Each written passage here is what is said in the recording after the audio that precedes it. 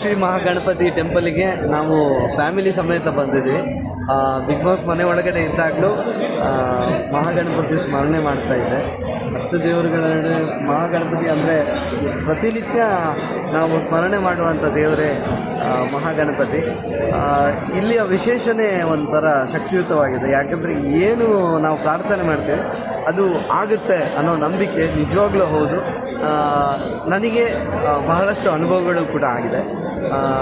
ನಾನು 2 ವರ್ಷದ ಹಿಂದೆ ಶಬರಿಮಲೆ ಅಯ್ಯಪ್ಪ ಸ್ವಾಮಿಯ ಮಾಲೆ ಧರಿಸಿದಾಗ ಇಲ್ಲಿಗೆ ಬಂದು ಹೋಗಿದ್ದೆ. ಇಲ್ಲಿಯ ಜೀರ್ಣೋದ್ಧಾರ ಆವಾಗಿಂದಲೂ ಕಾರ್ಯ ನಡೀತಿತ್ತು. ನನಗೆ ಆಮೇಲೆ ಗೊತ್ತಾಗಿರೋ ವಿಷಯ ಏನಂದರೆ, ಈ ಜೀರ್ಣೋದ್ಧಾರ ಕಾರ್ಯ ಇದೇ ದಿನಕ್ಕೆ ಇದೇ ಹೊತ್ತಲ್ಲಿ ಇದೇ ದಿನಾಂಕದ ಒಳಗಡೆ ಆಗಬೇಕು ಅನ್ನೋದು ಏನು ಈ ಊರಿನ ಸ್ಥಳೀಯರು ಏನು ಅಂದ್ಕೊಂಡಿದ್ರು ಅದೇ ದಿನದಲ್ಲಿ ನಡೆಯುವಂತಾಗಿ ದಾನಿಗಳು ಅಪಾರ ಸಂಖ್ಯೆಯಲ್ಲಿ ಬಂದು ಇಲ್ಲಿ ಜೀರ್ಣೋದ್ಧಾರ ಕಾರ್ಯಕ್ಕೆ ಸಹಾಯ ಮಾಡಿದ್ದಾರೆ ಅಂತ.